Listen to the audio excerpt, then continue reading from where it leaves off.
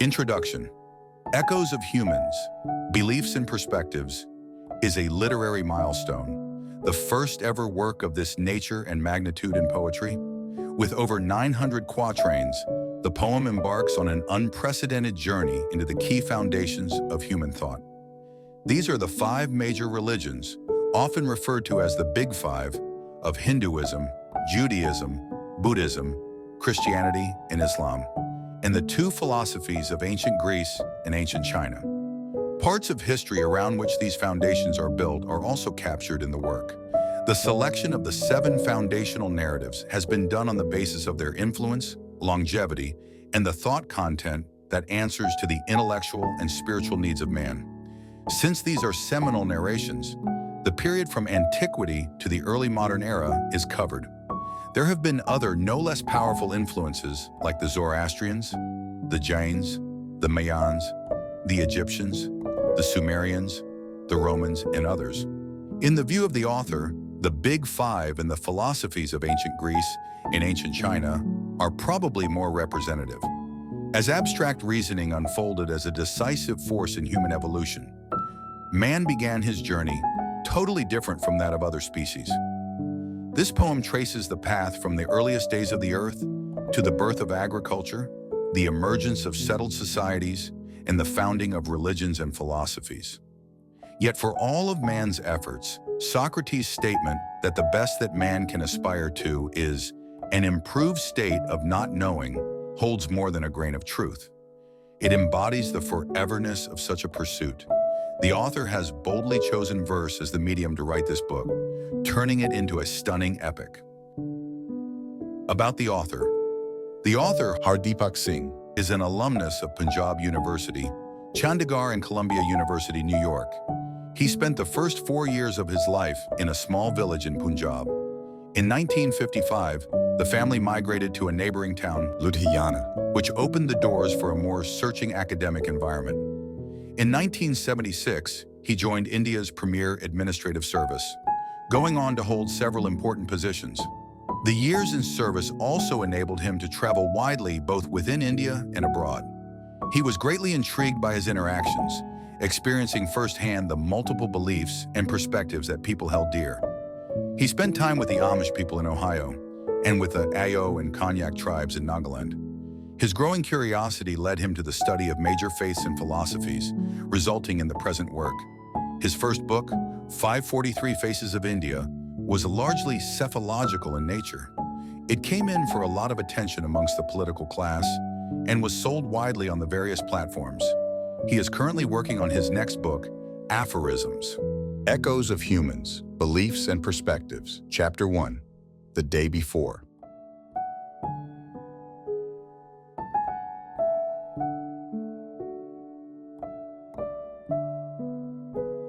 In what apparel was the great universe attired, before time and space in an instant were sired? Did it only begin with the singularity that hid the cosmic heirlooms, letting forth quarks and photons in fiery plumes? Was it something subtler than thought and consciousness? Or was there some sulking remnant of infinite denseness? Big Bang is science's God. It posits a beginning from almost nothing. But was it a rebirth of space and time in a never-ending becoming? Does spirit precede matter, or does matter precede spirit? Are the matted folds of our neurons the great pivot, upon which rests our consciousness and our spiritual quest, our most sacred script, written in some quantum alphabet? The lifting of my little finger has a causal connectedness that goes back in time, making us immortal in that sense. Not only we, but all things around us exist perpetually. Why pine for immortality? We live in the middle of daily immortality.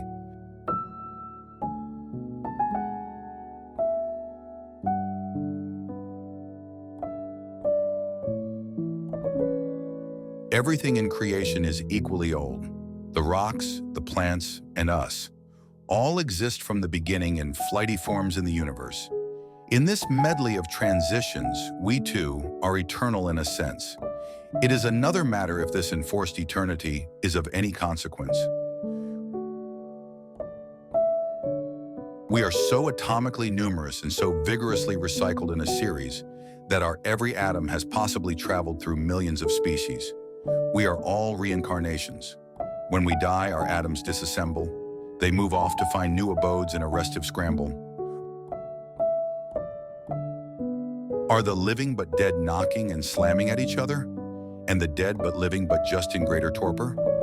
All beings and non-beings are atoms in different animations. Life and death, a sideshow to nature's articulations. We are but a stage in evolution. We are no deities.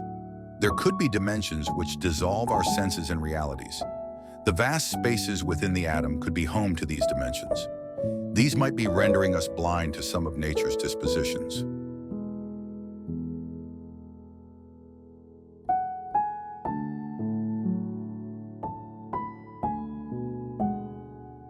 "5 billion years ago, the Earth was formed from swirling gas and dust. Then came bacteria that swamped each pore and crust. For 2 billion years, it ruled the planet like a suzerain, its genome meeting us through the evolutionary chain. 500 million years ago, the Cambrian explosion burst upon Earth. The planet was suddenly awash with life and teeming birth. There was never a guaranteed road from bacteria to us. Life became just one iffy relay to reach the Homo genus. Some 200,000 years ago were Homo sapiens born. In fecund wilderness of Africa was our earliest morn. From Herto, Omo, and Letoli came the first human cry, a precocity that no other species could now defy. Homo sapiens is currently the only member of the genus Homo alive. Not so 3 million years back when the genus first came to thrive. About 50,000 years ago, sapiens and Neanderthals were both at the borderline, and then the sapiens pushed the Neanderthals out of the bloodline.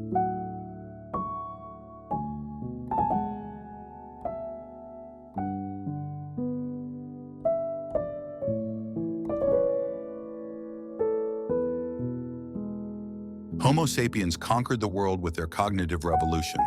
Between 70,000 and 30,000 BCE, there was an evolutionary acceleration. Our ancestors over this period developed 3 new options: flexible language, deeper communication, and collective fictions. With a few signs and sounds, our communication became amazingly supple. We could transmit a prodigious amount of information without much trouble. With further evolution, these capacities may increase manifold. We may then be seen as a species that just gave a foothold. The story of life since the beginning is written man.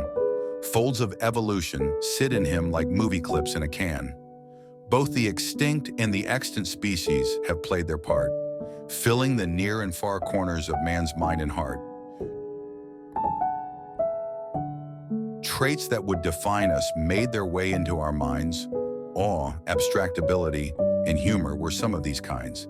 Yet looking around at other creatures, man must have sighed. His own acquisitions would have seemed feebly primed.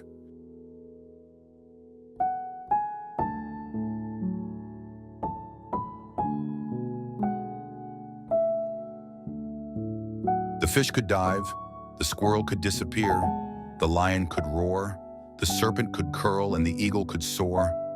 Man was no match to these warriors of terrene and slime, the battle-hardened denizens of nature's design. Ashen, he would see an assuaging spirit in a totem pole, turn to each ancestor, plant, and animal for a dole. The stirrings of his mind hinged to this strange kind of world, needed a salve to calm his frayed nerves. Ancestor worship was one way to escape the stranglehold of time. It gave him a ladder to attempt an intergenerational climb.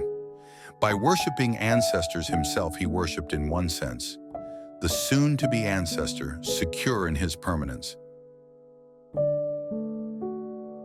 Sapiens were the first to be so troubled by the idea of death. the peremptory closure that comes with the cessation of breath.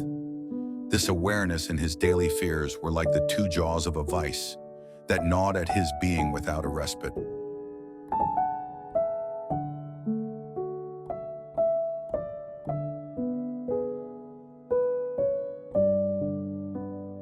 Hunting and gathering left little time to reflect. We have no record of stories that our early ancestors told and kept. It was only in the Bronze Age, when agriculture truly matured, that writing came along to tell us for what humans really aspired. The foundation of the modern world was laid by the metal tools of the Bronze Age. These brought about a time saving to man's grueling days, which in turn led to a ferment in his mind as never before. For the first time, a trans-subsistence truth he longed for. The agricultural revolution proved to be a turning point in human history, giving man time to reflect on the why and how of his own story. But it also cast off his intimate relationship with nature. This alienation was to intensify as man lurched towards his future. Pain and suffering also had made their way into evolution, triggering the first heartbeats of religious inclination. Pain first visited the living through the early vertebrates. Suffering followed as we could ruminate, but not as often erase.